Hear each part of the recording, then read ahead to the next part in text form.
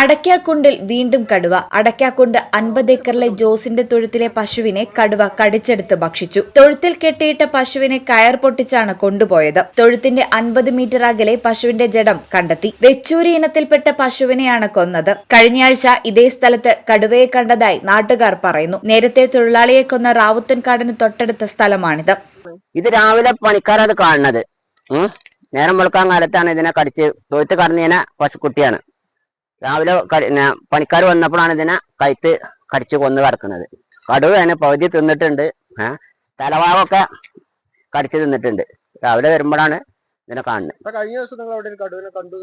അവിടെ കണ്ടു എന്നൊക്കെ ആൾക്കാർ പറയുന്നുണ്ട്. കടുവ പുലിയൊക്കെ ആയിട്ട് ജനങ്ങൾക്ക് ഇതിലെ മലയിൽ കൂടിയും പോകാൻ കഴിയാത്ത സ്ഥിതിയാണ് ഇപ്പൊ. ഈ ചാനൽ കാളികാവ്.